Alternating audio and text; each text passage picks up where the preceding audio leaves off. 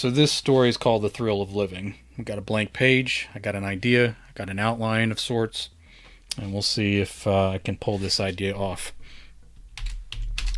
It was the greatest song he'd ever heard. For 4 minutes and 16 seconds,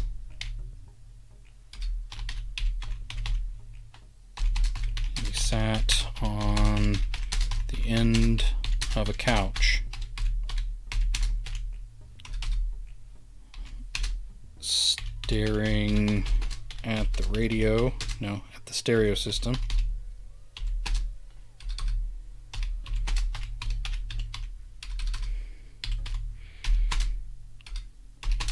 watching the vinyl turn, and hearing none of the party chatter as he focused on that perfect song. All right.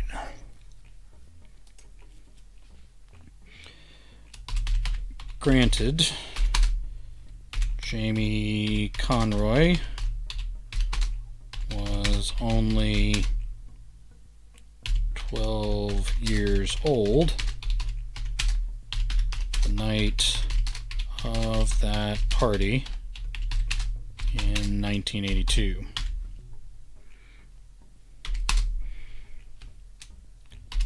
Later, years later, he wouldn't remember much of any detail about that night other than hearing that song for the first time.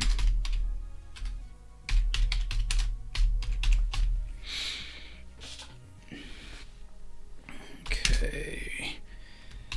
He wouldn't remember who he went with, nor how he got home. He wasn't supposed to be there anyway. It was a high school party, and clearly he did not belong.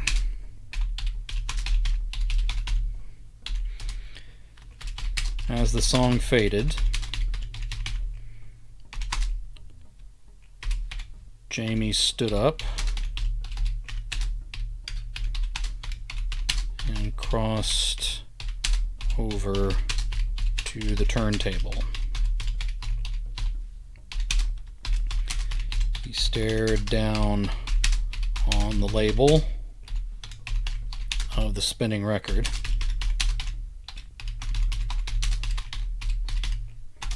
and noted the artist and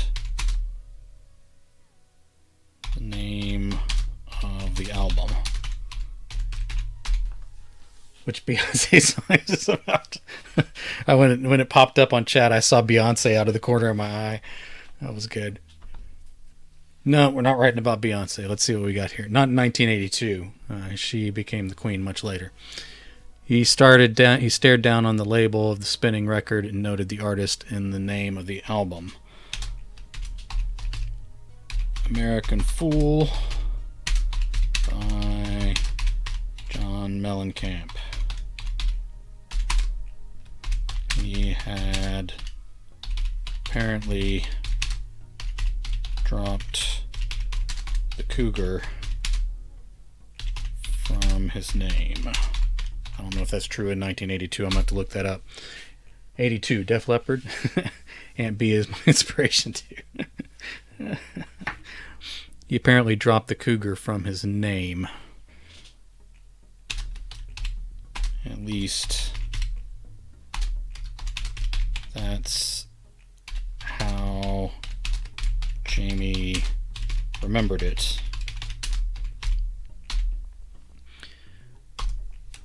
He'd save his money to buy it.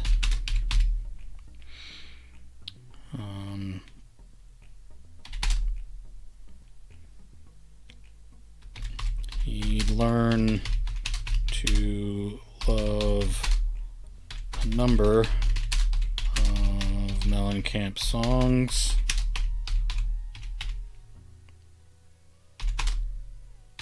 But most of them wouldn't be on that album.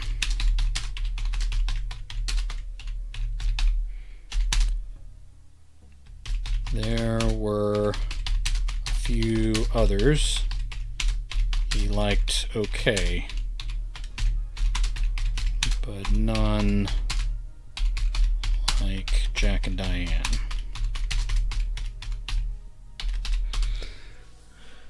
I heard he switched his name to Mountain Lion. There you go. Yes, he dropped it for that album. Okay, good. I was going by memory there.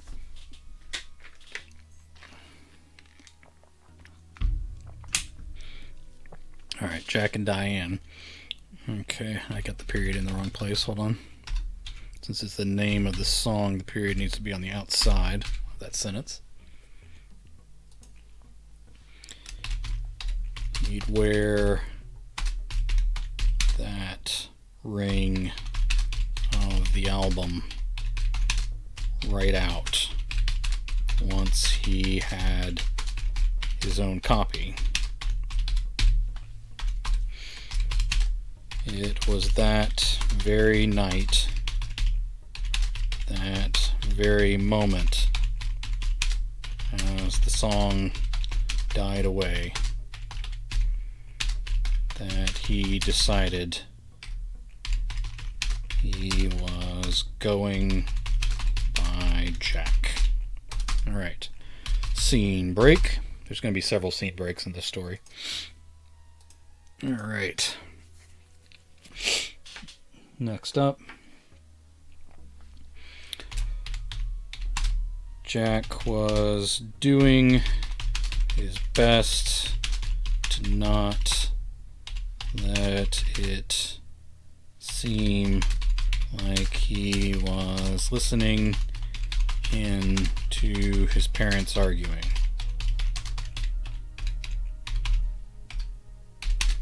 He had MTV on.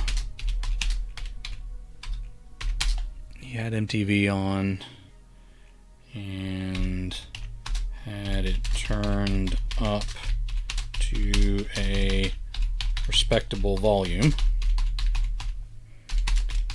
His parents mostly thought he could hear nothing when that junk was on.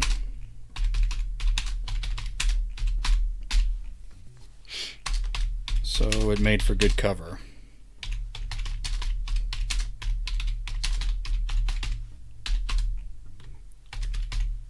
Dad had lost his job.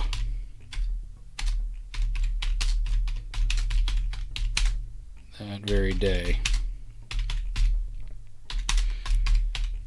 His mother was scared.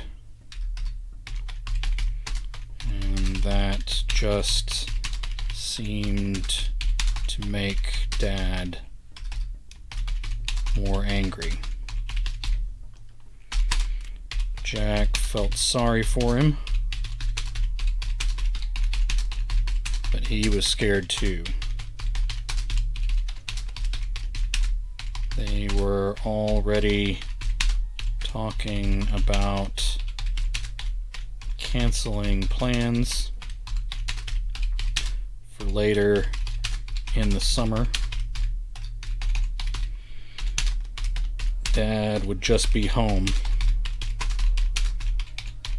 with nothing to do but stew over the loss and take it out on Jack the summer might be over for all of them.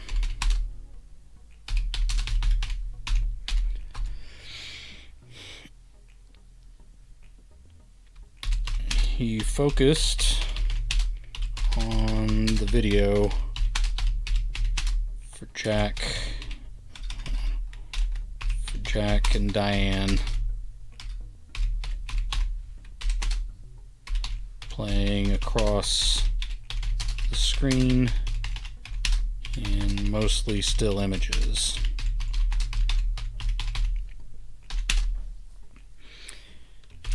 He hated to think that this memory might be attached to this song now.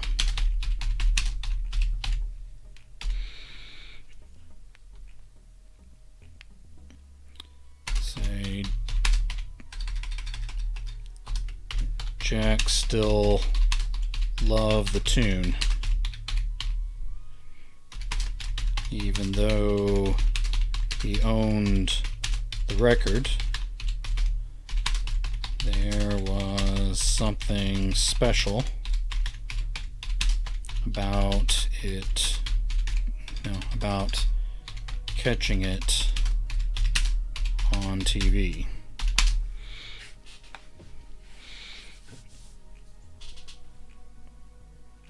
By that summer in 1984,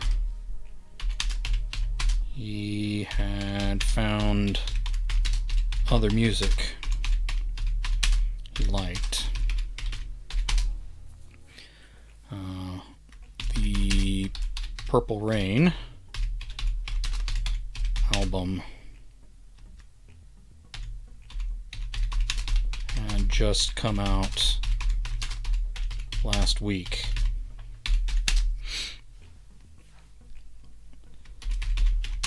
Like Jack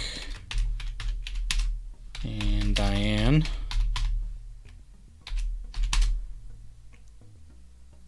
he had sat mesmerized. I'm going to make this a new paragraph here.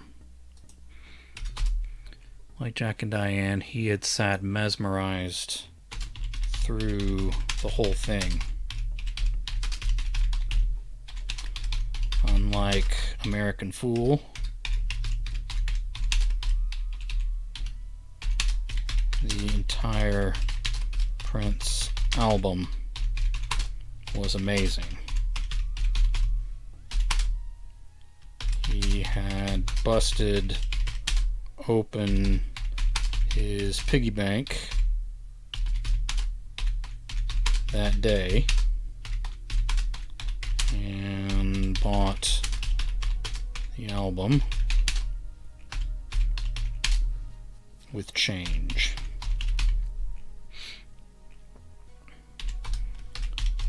Still, this song meant a lot to him, and it broke his heart to hear his parents arguing and to know and to not know what their future held.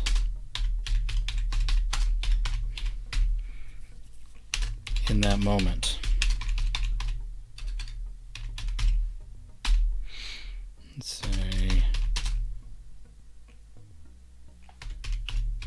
the argument outlasted the song. Now let's say music video.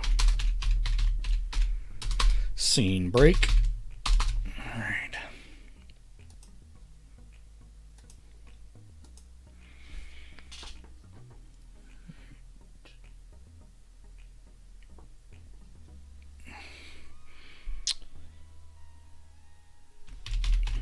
Kid on the ground tried to get up again. Jack, being bigger 15 years old, planted his shoe square on the base of the kid's spine where it met his tailbone. He dug his heel in and really pushed the boy back down flat in the dust.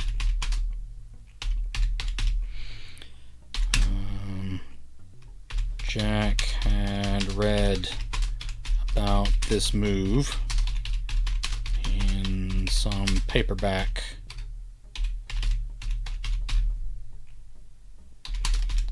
He wasn't sure it would work,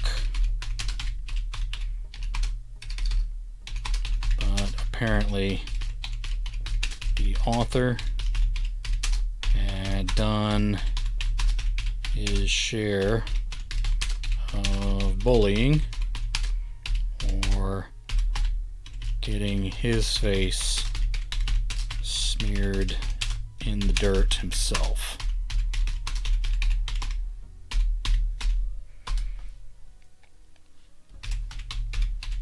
Jack's friends laughed in a way that made them sound ogreish.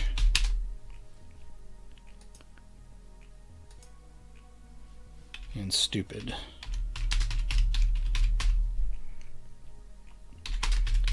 He lifted his shoe, his foot, away from the kid and took a step back.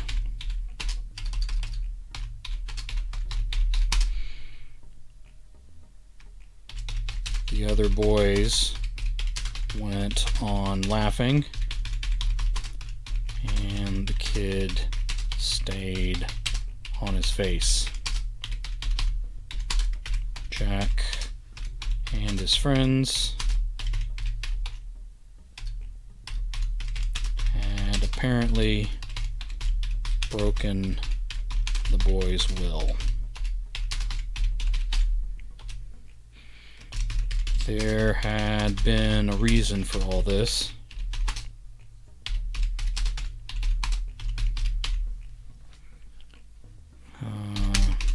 Maybe not a good one. But the kid had done something to draw their attention. Jack just couldn't remember what it was just then. Alright, I feel like this is about me. So are you the kid on the ground or the kid putting his boot on someone's spine? Which one are you? Jack just couldn't remember what it was just then. His brain finally clicked over and recognized what he was hearing in the distance. Jack turned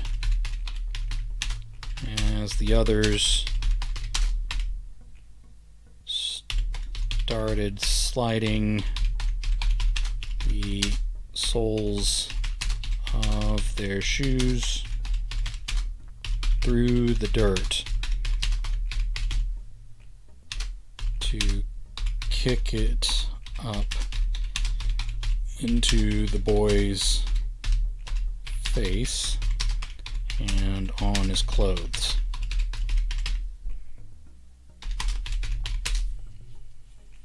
Both, obviously. we all have our moments, I guess. And on his clothes. the dust swirled up into a storm that stung Jack's nose. He spotted the car in the distance. It was maybe 20 years old, but well cared for and shined in the sun.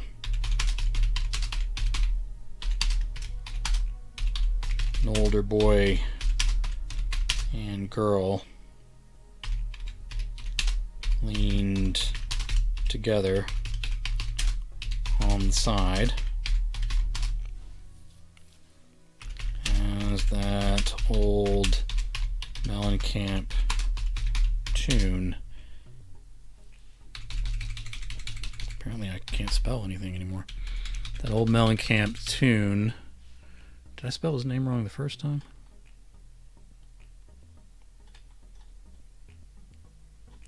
Ian. What am I doing? That old Mellencamp. An older boy and girl leaned together on the side as the old Mellencamp tune carried through the air from their radio.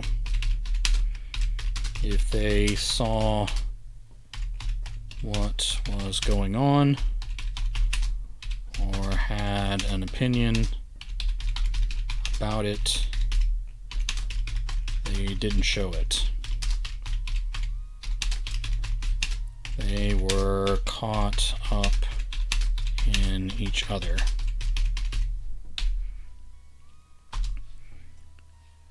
Jack found himself wishing he had a girl around the time that song came out. A girl he could say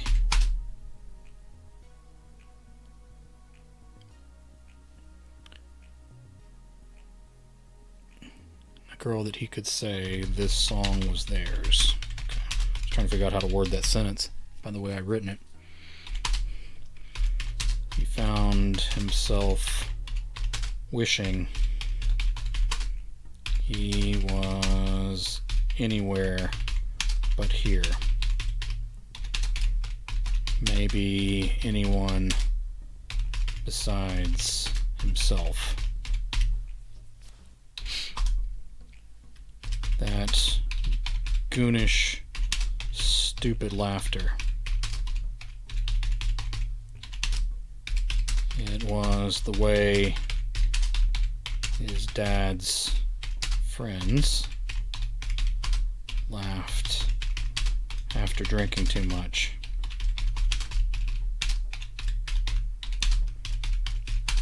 They were the kind of mean that Jack was being now. He didn't trust them. He didn't like his dad. And was growing to hate himself more and more by the moment.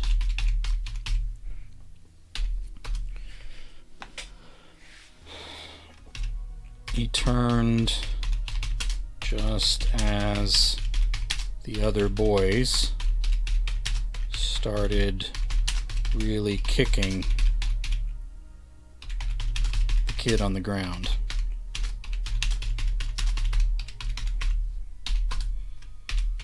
Jack stepped forward and tried to push his friends aside. Okay, I got two twos there. Hold on a second. Jack stepped forward and tried to push his friends aside, but they kept at it. He shoved harder and got their attention as they nearly went off balance. He took the moment of confusion to pull the kid up and manhandle him away from the others.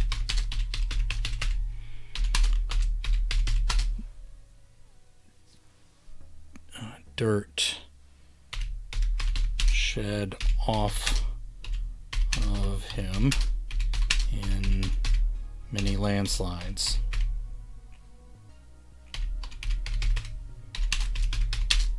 The kid coughed, gagged, and wept.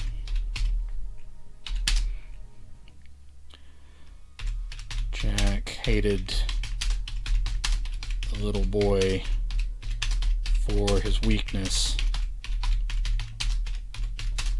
and hated himself even more.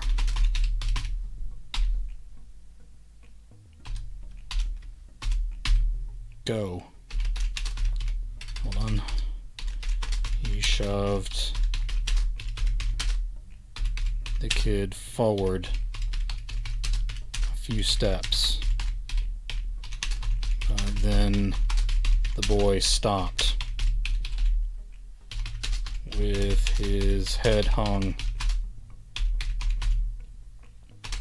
and shoulders slumped as dirt dribbled out of his messy hair. Jack realized the kid thought this was some kind of trick. The others started to move, and Jack decided he had no time left. He kicked the boy in the butt, and before he could fall, Jack took him by the collar and forced him back upright. I said, go. Get the hell out of here before I really do start kicking your ass.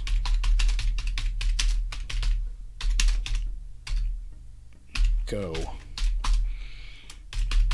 The kid broke into a run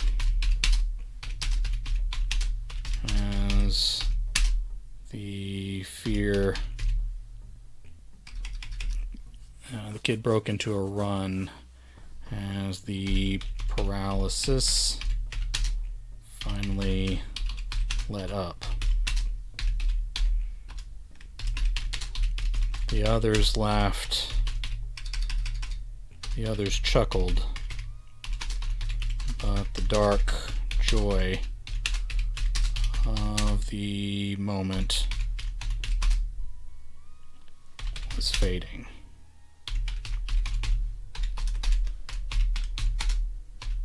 It gives Jack, going soft.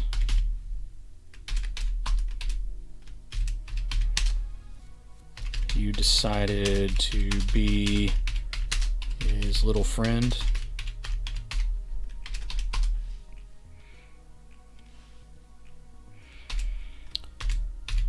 Fuck you, Jack said, as the distant song came to an end and a DJ decided to talk over the last few notes. Jack hated it when they did that.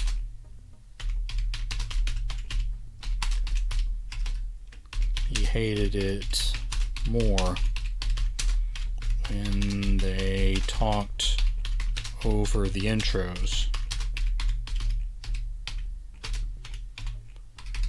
right up until the lyrics started.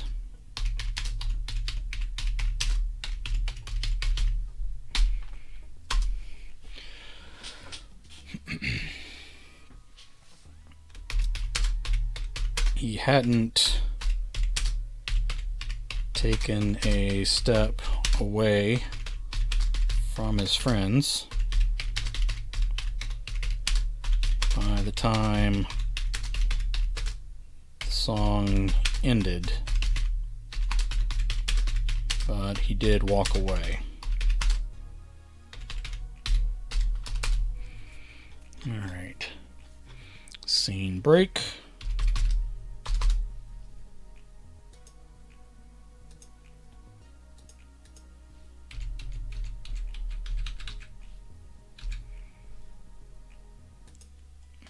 Okay.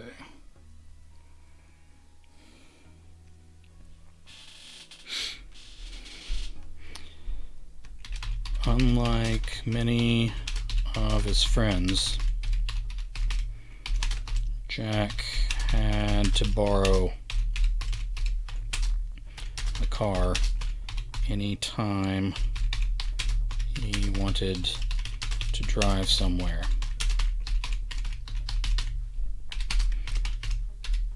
Dad's work, mostly off the books stuff, was starting to go well for a change. The old man had actually been in a good mood and told Jack, just now 16 in 1986, that he could borrow the car for the night for a field party. It came with a strict warning of retribution should anything happen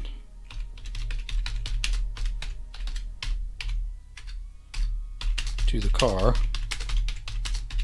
or if he got mixed up with the cops. Still, this was the most freedom and the greatest moment of his life.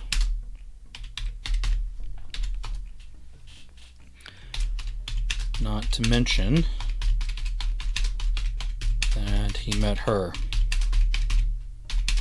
She was with a group of other kids Jack knew peripherally. He was sort of between friend groups at that moment.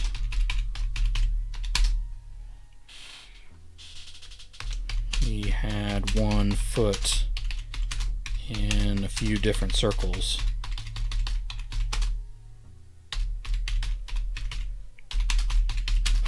didn't really feel close to anyone.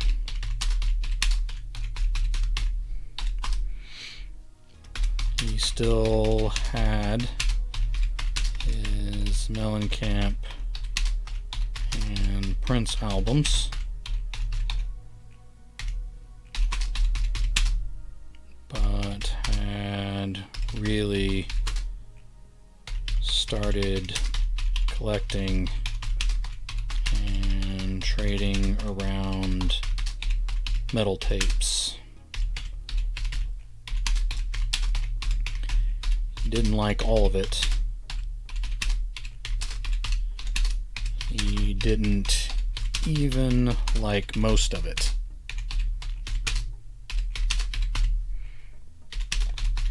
But he liked how it made him feel. He liked to imagine himself strong and confident, like the people who played the music, who made the music, sorry. And the long-haired kids with patches on their jackets who played it in the parking lot before and after school.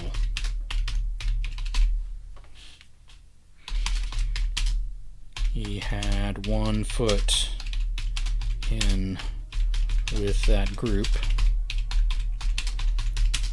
but still wasn't in. His dad would never let him grow his hair out. Okay.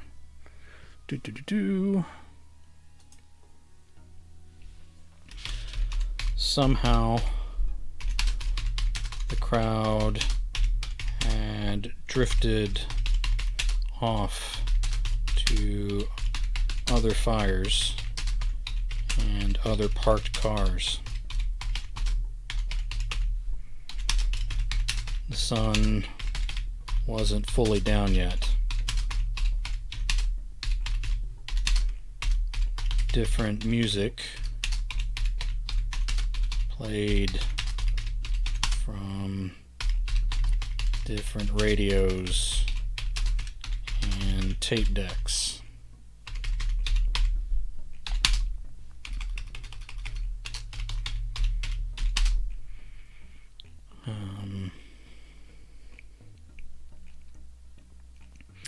Jack had opted for the local rock station.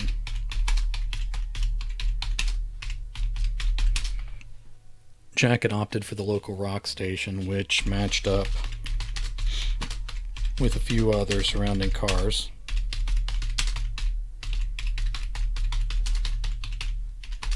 He didn't trust his taste in tapes to impress all these people.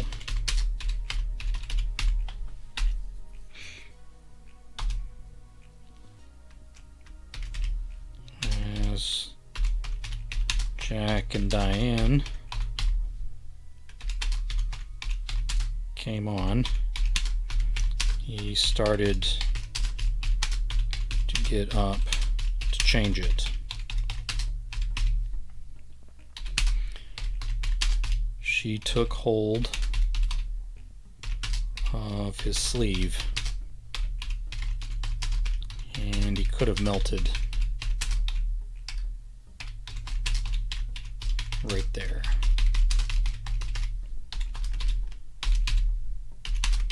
No, I like this one.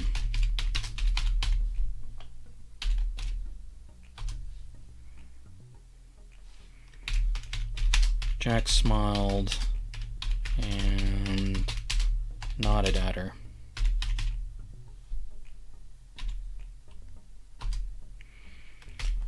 She waved a hand between them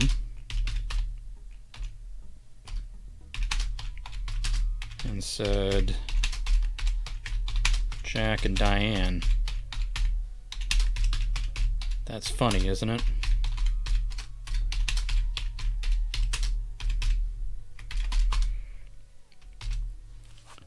He smiled wider at Diane. I thought so, but didn't want to say anything. I figured people brought that up to you all the time.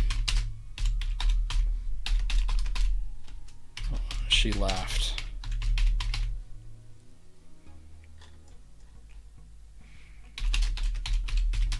Not as much anymore.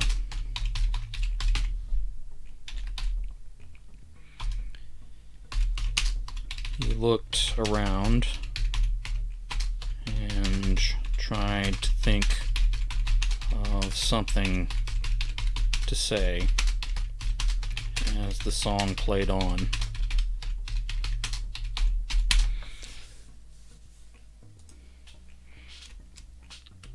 He needed to say something, or she would think he was boring. She'd go hang out with some other dude who was better looking or cooler. He needed to be sure what he said wasn't stupid either.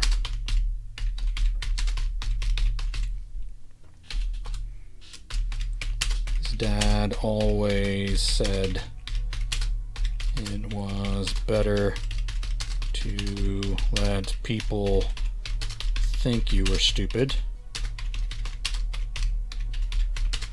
than to open your mouth and confirm it. Jack wasn't willing to let this girl go over that, though.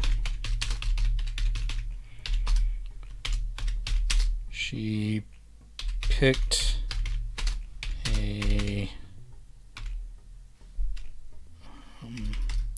fuzzy white dandelion from between her shoes and blew seeds off of it. Jack reached down. Hold on, I'm going to make this a new paragraph here. Jack reached down and picked one of his own. He was about to blow it too.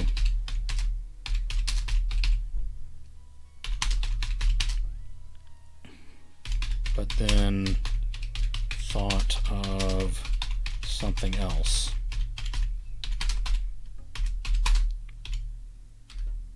Do you want to see something cool? She narrowed her eyes and tilted her head.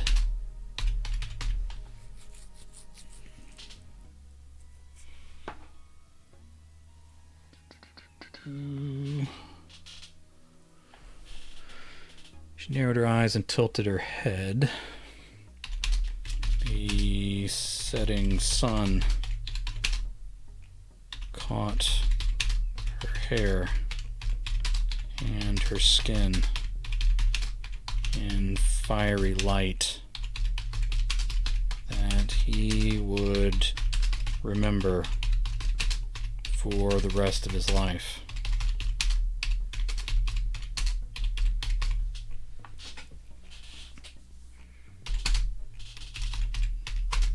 This was the thrill of living.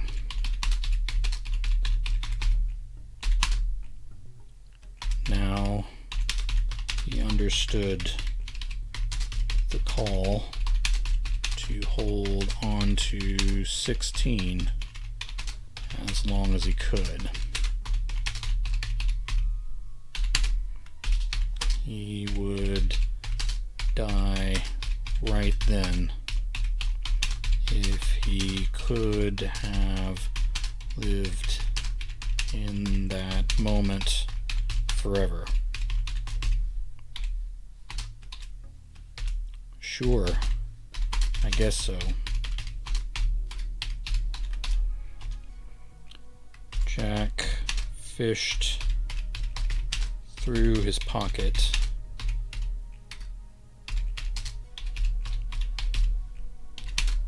he had to lean a little. He had to lean a little and touched his shoulder to hers in the process.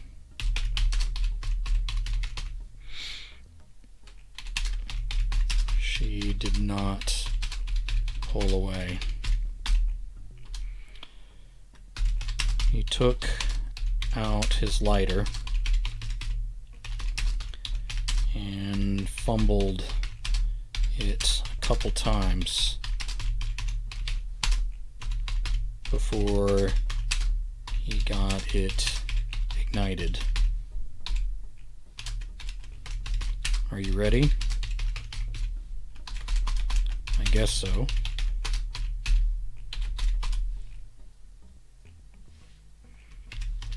He lit up the white of the dandelion.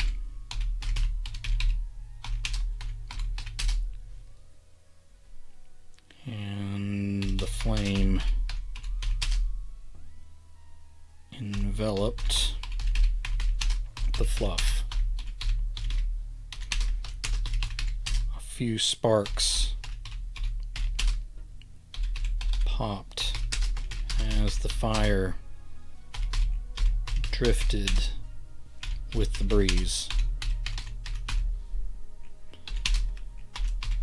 Diane actually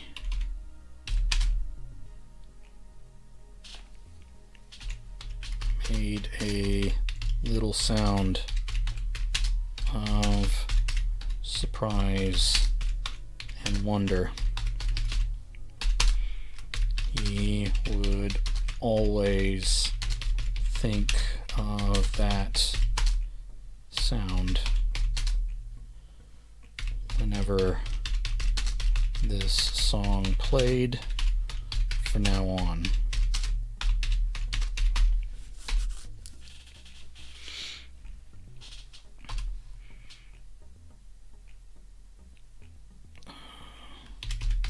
They stayed together that whole night,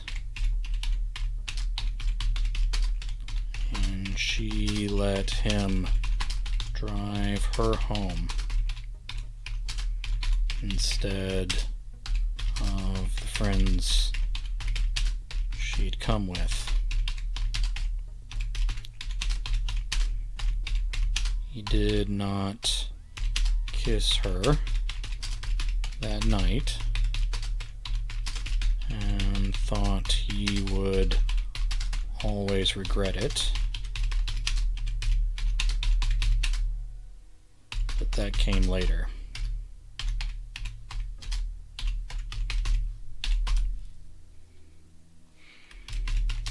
The song ended with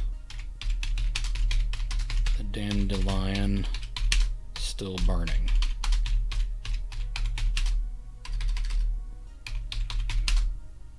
In his grasp. Scene break. All right.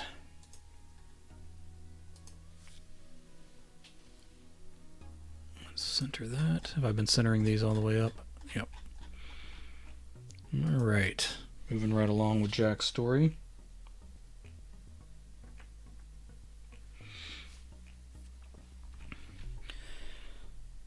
Um,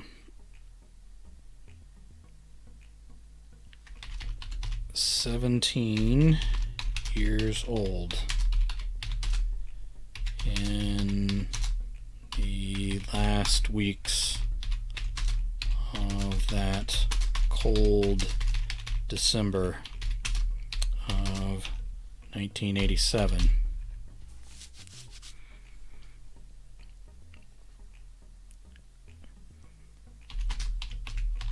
The song played again.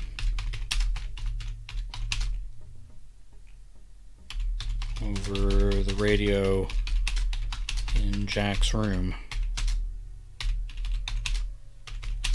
as he watched his father choked to death.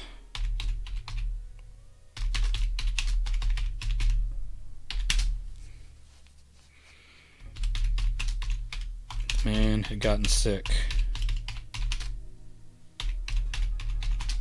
but had ignored it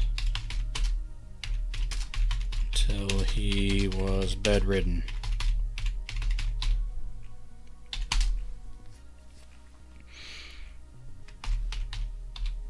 Jack's mom. Okay, I'm going to make this a new paragraph here.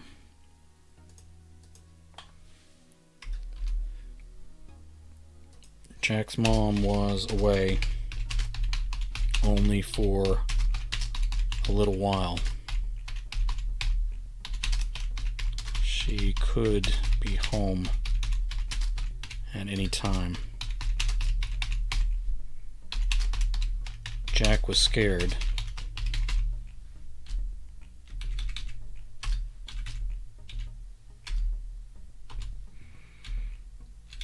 Jack was scared as his father lay on his side on the floor beside his parents' bed. More scared in the day his father lost his job. But he was also excited too.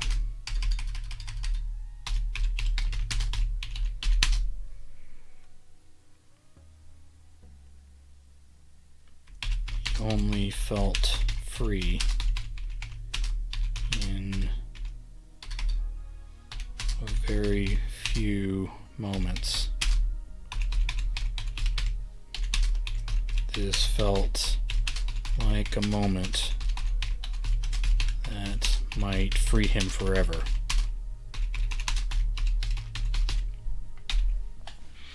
This felt like a moment that might free him forever. Things would be tough without his father's income. Could get really bad. But the man would finally be gone. Hey, Tom Duffy, thank you for being here. We're in the middle of a story where a guy is apparently watching his father choke to death, so let's see what happens. It could get really bad, but the man would finally be out of the picture. The threat of him would be silenced. Hearing Jack and Diane play in the background inevitably brought his thoughts back to that field they first met and started dating. He pictured the burning dandelion at sunset as he watched his father's breaths grow more shallow and further apart.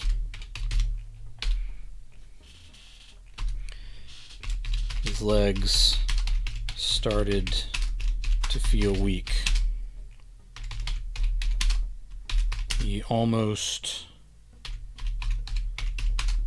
sat on the corner of the mattress, but then decided that was too close.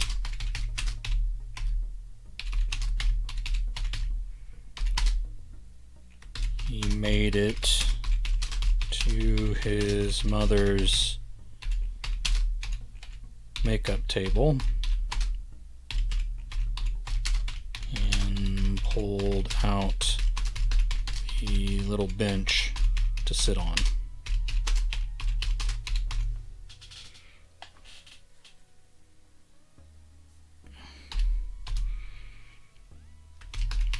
The song was still going when he thought it might finally be over. His father's eyes were glassy and shot with blood. But then the man took one more ragged suck of air.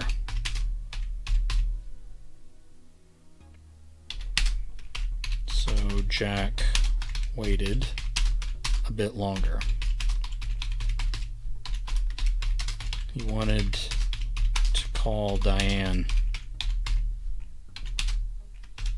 He wanted to be with her more than anything.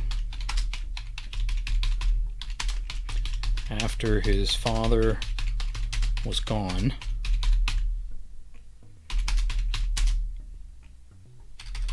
she would comfort him, and that would be wonderful. He needed to wait, though.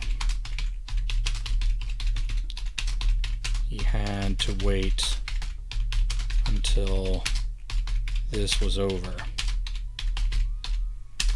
It would take several more songs before he was sure the old man was gone. Completely gone. Jack listened for the engine of his mother's car.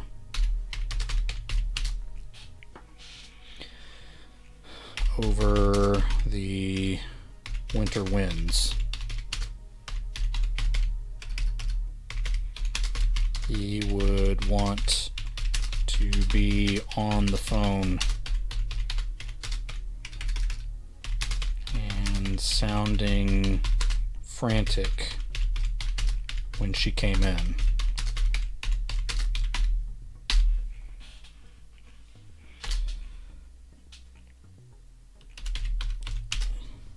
Long after the song was over,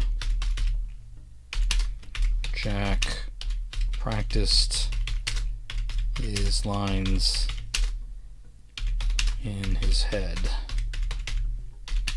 No one ever suspected a thing. All right. Scene break.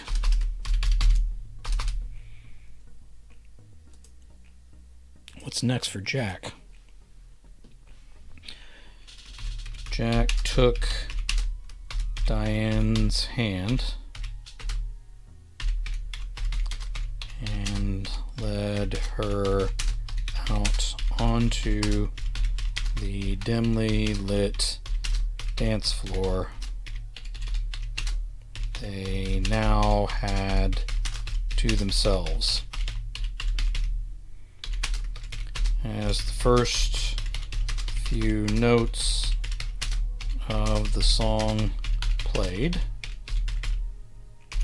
everyone at the wedding laughed and clapped. Jack and Diane, Conroy were dancing for the first time as husband and wife to the old classic Jack and Diane.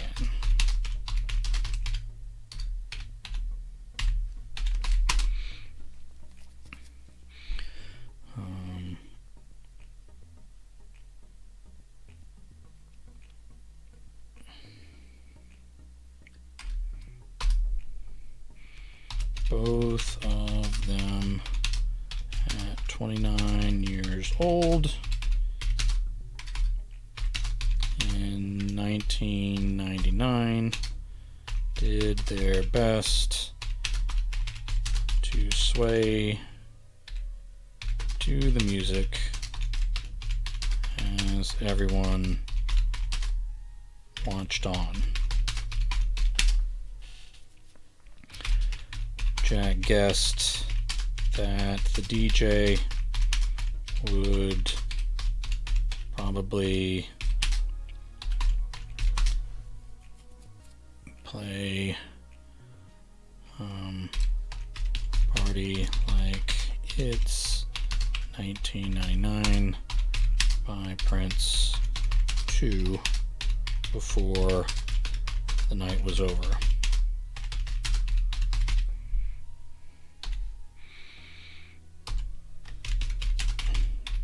The dance felt awkward, not just with all eyes on them, but trying to move in a tux and wedding dress. More people laughed. Jack told himself that it was all in good fun, but he felt the heat rising in his cheeks and scalp anyway. When he felt that heat, someone usually got hurt.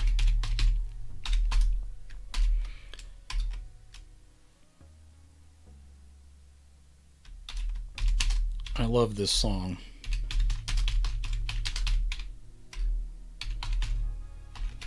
She said. He forced a smile and tried to keep his eyes on her. I know. It will always be our song for obvious reasons.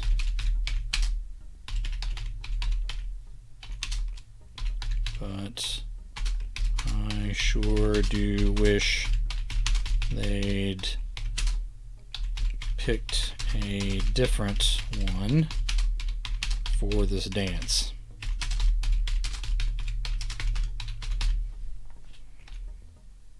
Jack.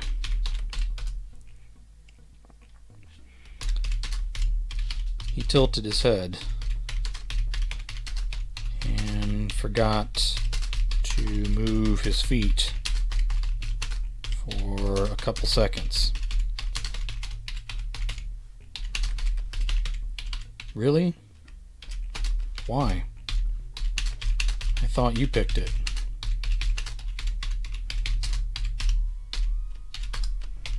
She snorted and shook her head. No, my folks decided to surprise us.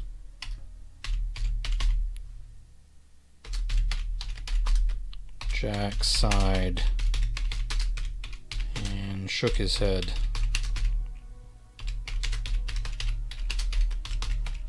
That sounds like them.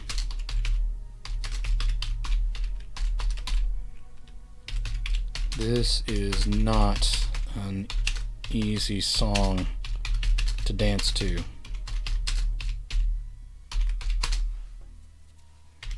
She said.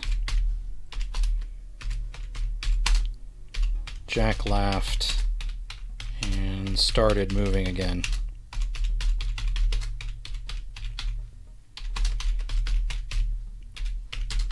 That's fine. Let's just sway back and forth like a couple of old white people.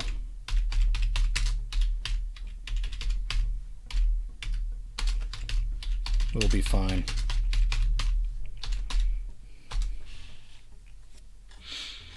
Alright, I'm going to draw some dialogue from up when they first met.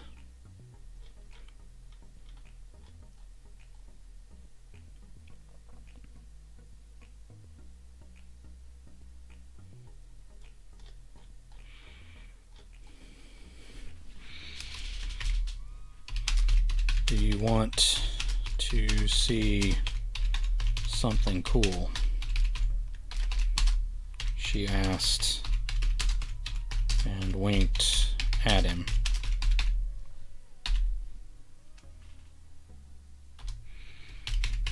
The words took him back to a field at sunset. Back when they were 16. Felt like a different lifetime, but that awkward kid would absolutely die if he knew this was where that fateful day would lead.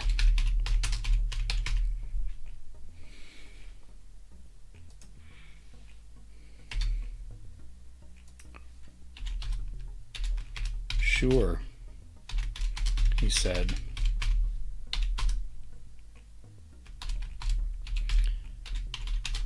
You'll have to wait until tonight,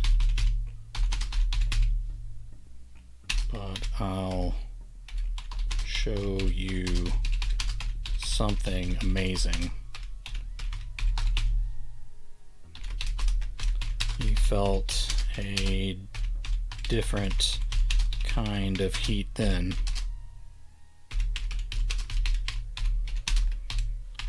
Pictured the burning dandelion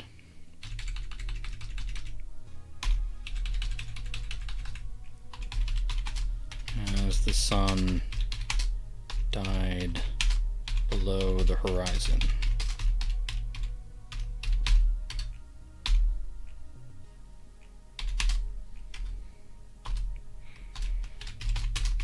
Are you ready? She asked.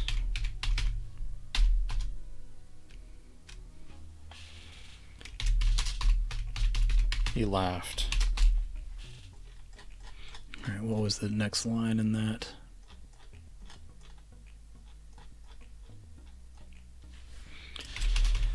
I guess so. I better be. They finished out their dance to a song that may have been the least compatible for a wedding dance. As they turned,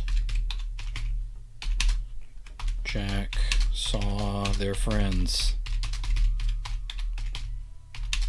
their surviving family, and then a pocket of old men who used to work with his dad and now worked with the son. Jack wondered not for the first time if he was running the risk of becoming like his father, following in the old bastard's footsteps.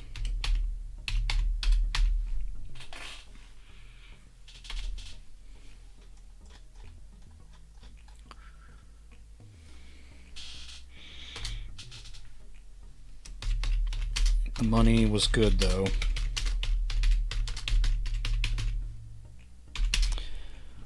The money was good, though. This was his wedding day, and the song was finally over, setting them free at last. All right. Scene break.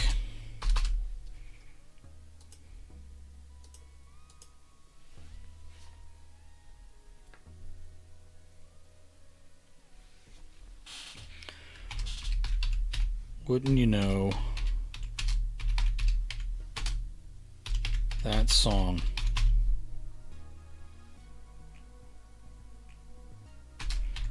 would be the one to come on at the bar across the street from this darkened warehouse on this night in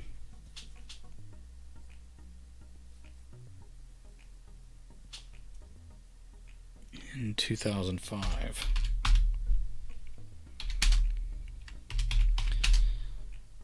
The guy knelt between two of Jack's men on the concrete floor. And the a-hole had the nerve to beg for his life.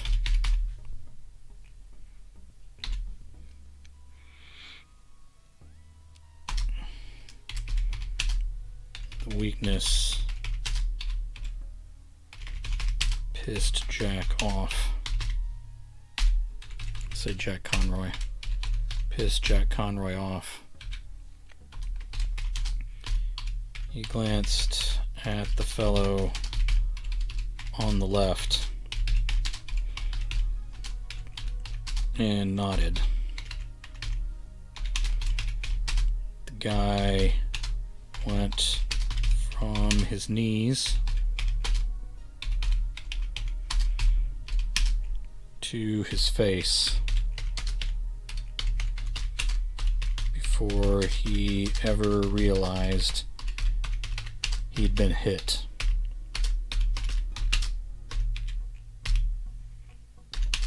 He tried to get up as Jack circled around him on the floor.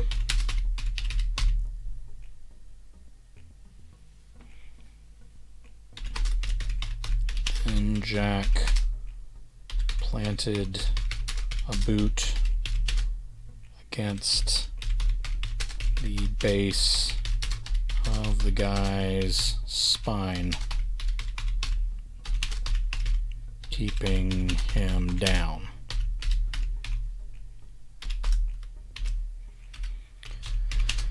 Jack nodded again as the other two started wailing. So it started swinging away on the guy.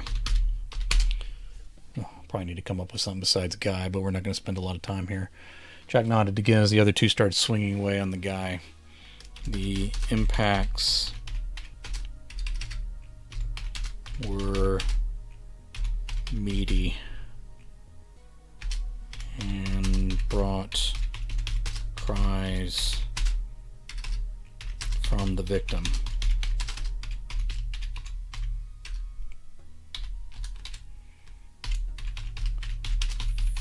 Finish him off,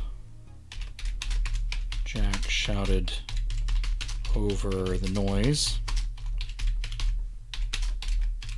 I want to be done with all of this before morning.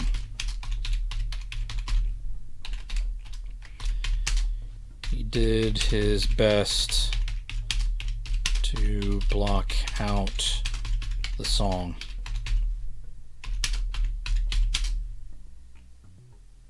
But it was either that or focusing on this guy's cries for mercy. Say impotent cries for mercy.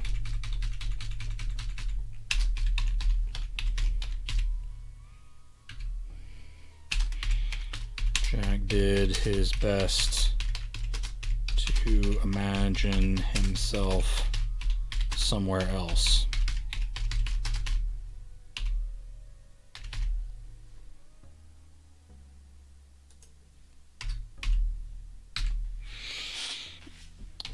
Of course, he found himself in a field at sunset.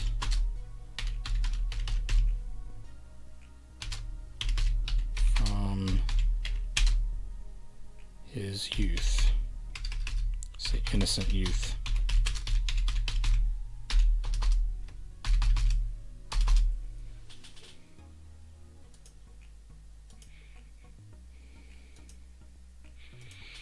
Say the next song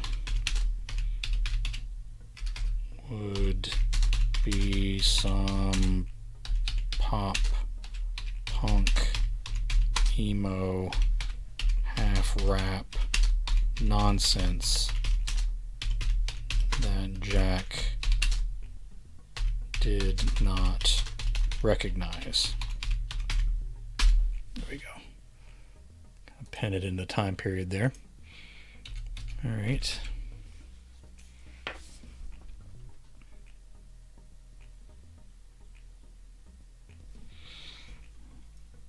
Okay. Got our scene break. Jack left her. He left her right there at the gas station and drove on without her. He just couldn't bring himself to listen to any more of her nagging. It reminded him so much of his parents arguing, and he had to get away. Of course, their song was on the radio as he went, like some kind of twisted omen. It was as unwelcome a noise as a doomed man begging for his life, or a wedding song that was too hard to dance to. Jack didn't turn around right away, but he did go back. By then, she had called for and gotten another ride.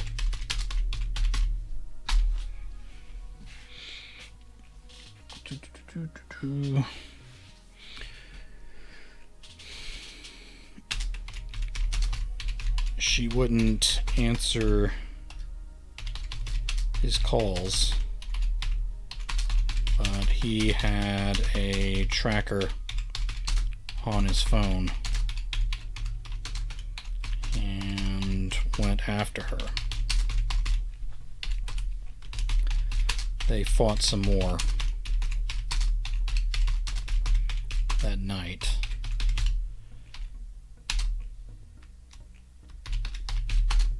They didn't split up right then, but they were separated before 2016 was over.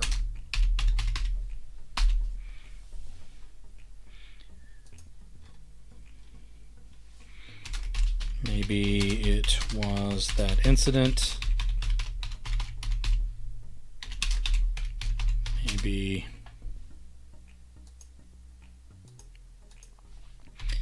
it was 100 other ones added together.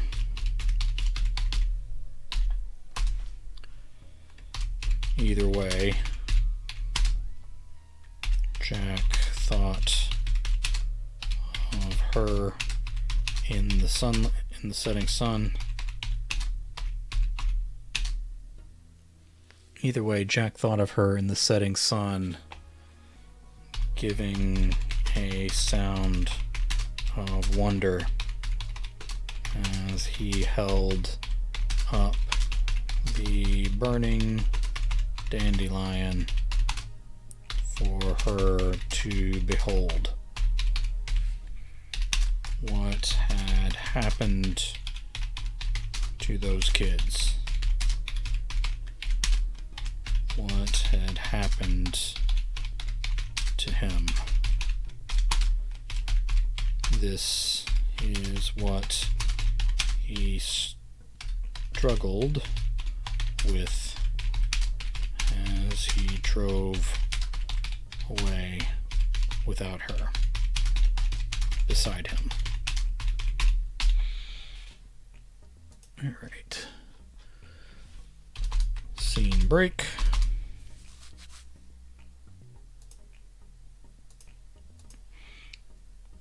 We got 2 more scenes here, and then we're done with this story.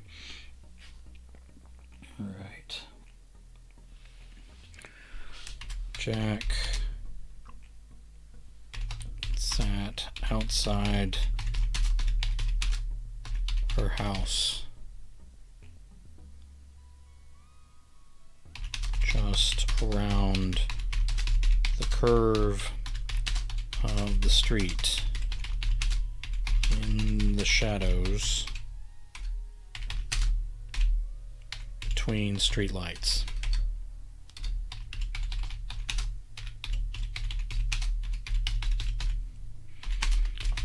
The radio was on, and the keys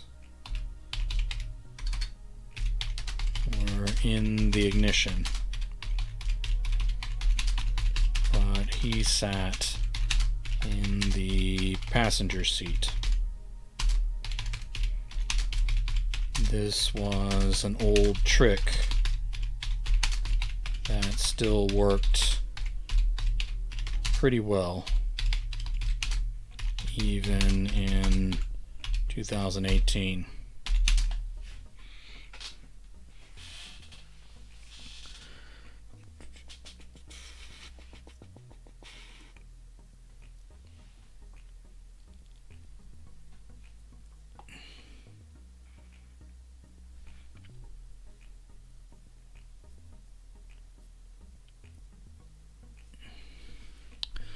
This was an old trick that still worked pretty well in 2018.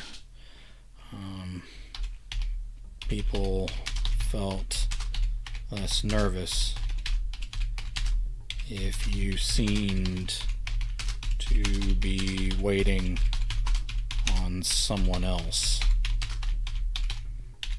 It was the guy in the driver's seat.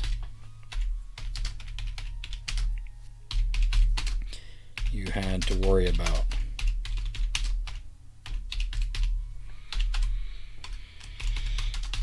The radio was on a commercial and babbled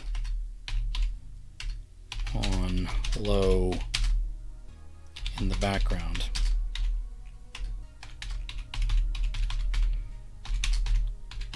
But Jack played their song off of YouTube on his phone and into the one AirPod he had planted in his left ear. He kept his right ear open for trouble, although he was highly distracted by the song on repeat.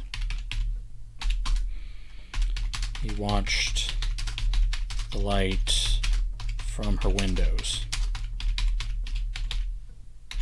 He watched, let's say he waited for any shadow or motion from those windows.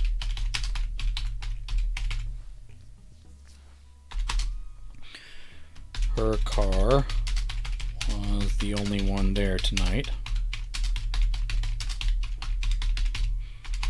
but he still braced himself for 2 figures to pass one of those windows.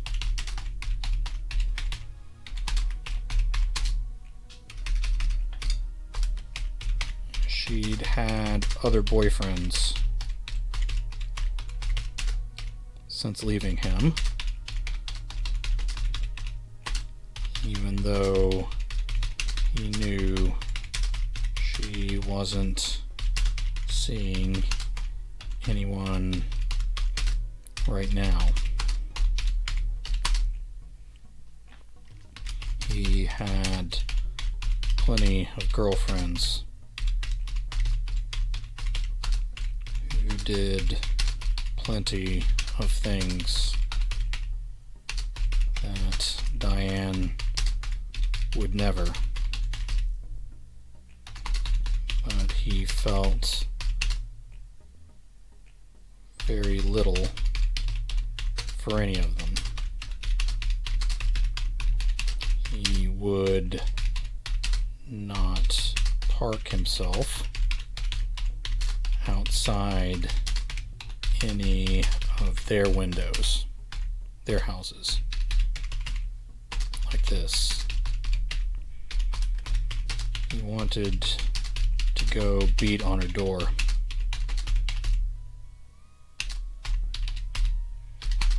One moment, he wanted to beg her to take him back, and he felt sick to his stomach.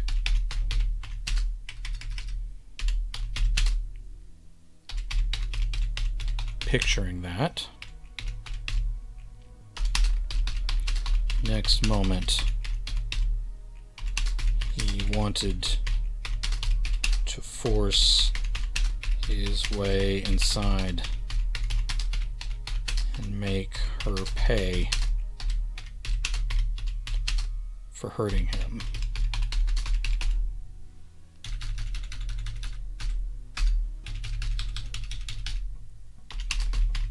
He thought of his father then and felt sick all over.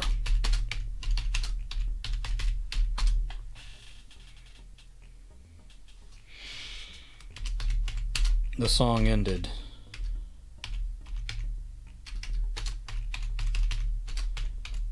And after a brief pause, it began again.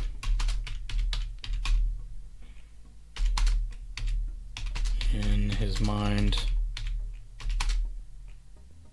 Jack returned to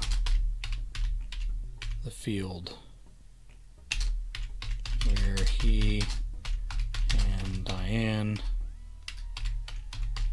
would be 16 forever.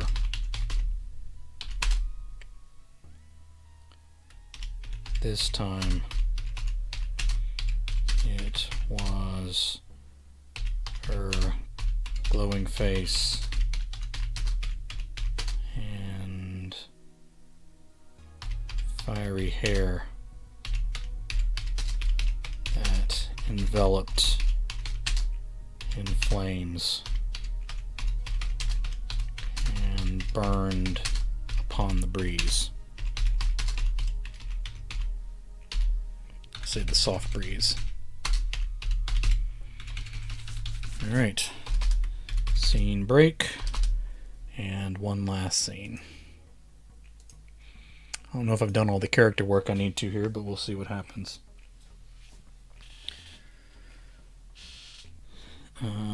Jack leaned on the shovel.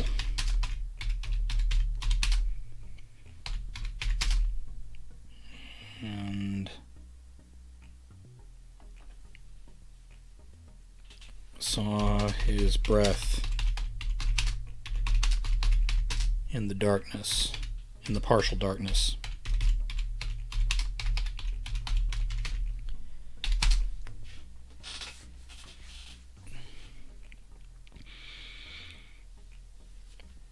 There was still a lot of work to be done,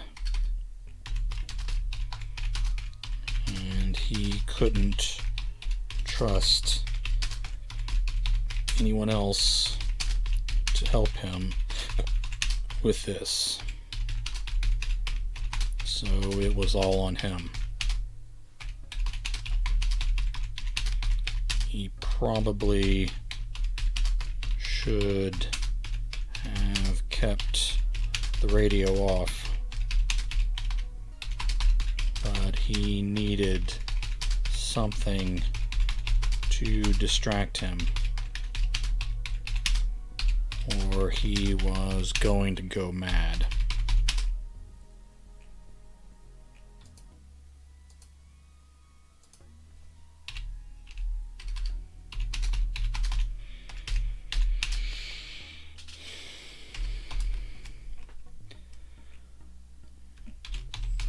Once their song started to play, he knew this was a mistake. He wasn't walking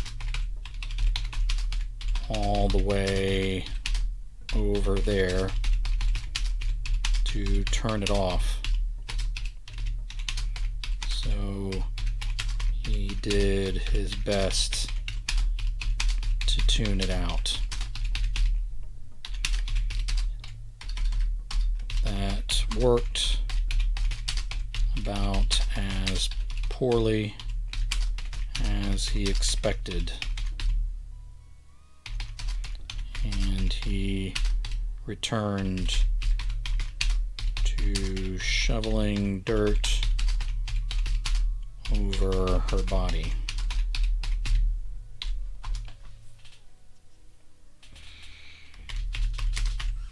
She wore 2 face masks.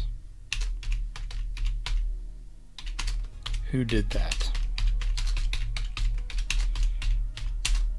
The pandemic was basically over. If you really believed it was even half as bad as the media would have everyone believe, which Jack didn't believe. The fact that she took it so seriously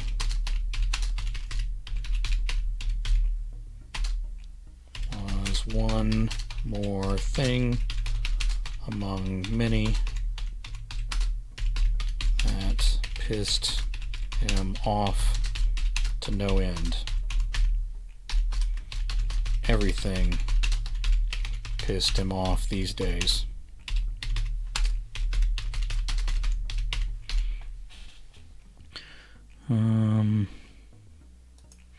Let me add one more thing. She wore them down around her neck on little hooks that looped around the back of her neck to keep her ears from being chafed. No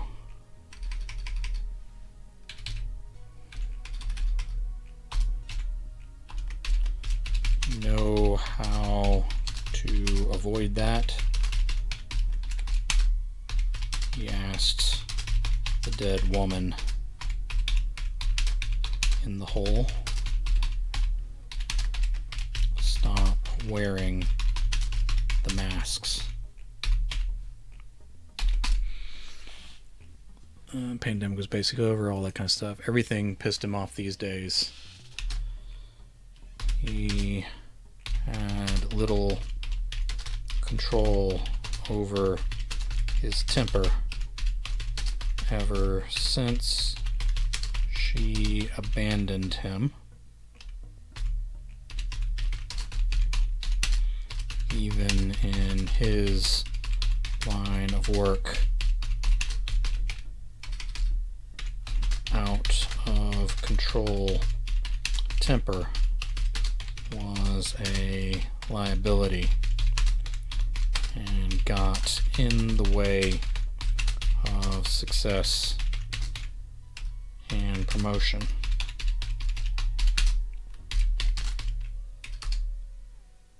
If the guys he worked for, men who knew his father, stone cold killers in their own right, knew what he'd done tonight,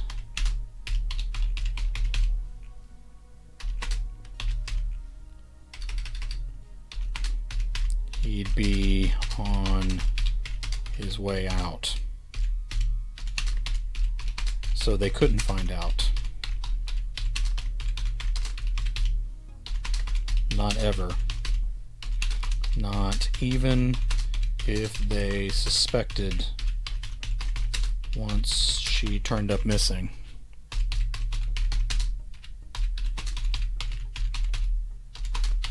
So he kept shoveling in dirt, covering her masks, her double masks, tucked under her chin, under her broken chin, and over her face.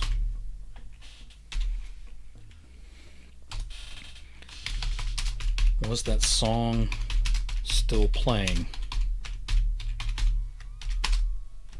How was that possible? It was only about 4 minutes long, if he remembered right.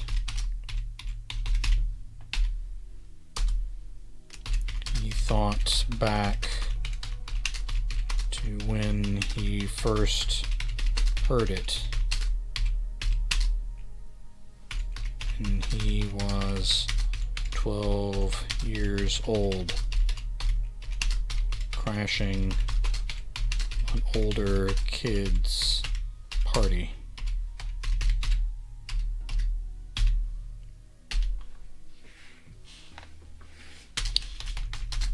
Was that in 1982?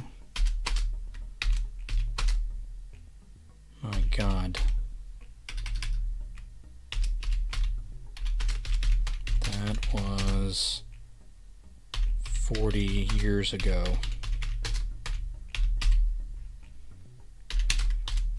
40 years.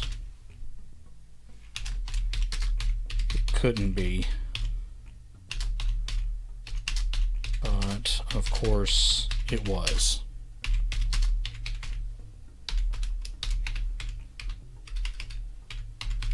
Changes came around real soon, didn't they?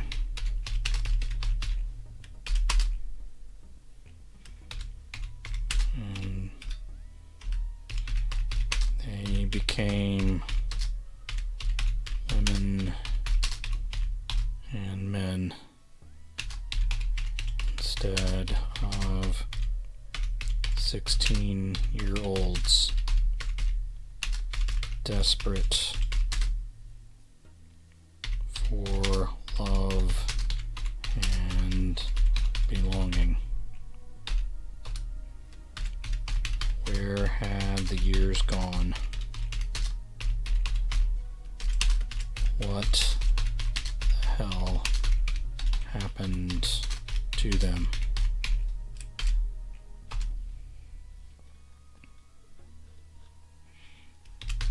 There were 100 reasons for her to leave.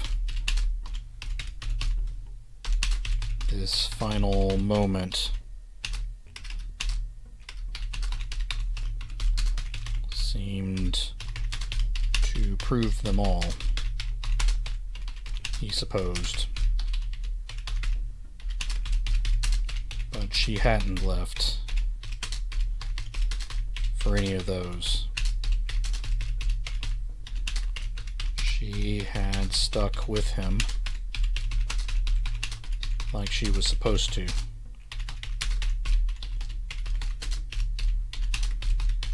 Then one day, out of nowhere, as far as Jack saw it,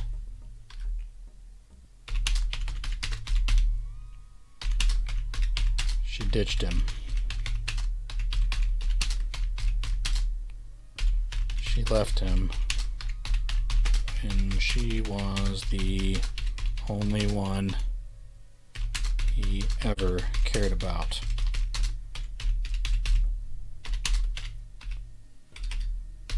She left him unanchored, and now they both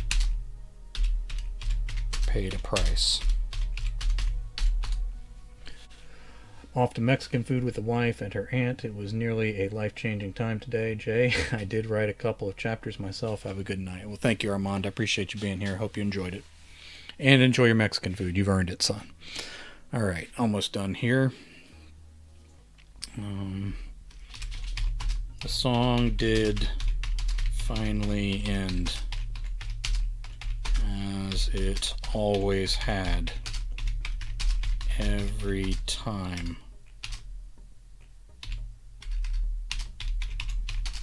He heard it over all these decades. And Jack returned to filling the hole, to cover over his sins.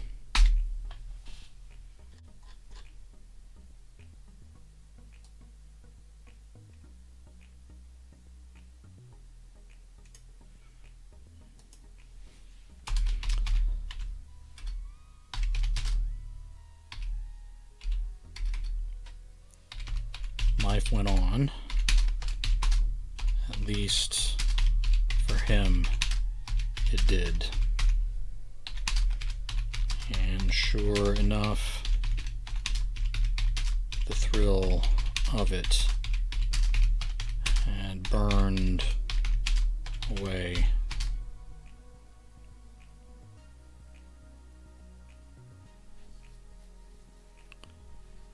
Like the fluff of a dandelion.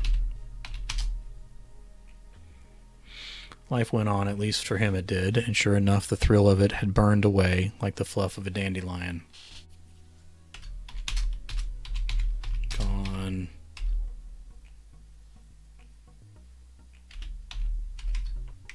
Gone, and probably forever. All right, there we go.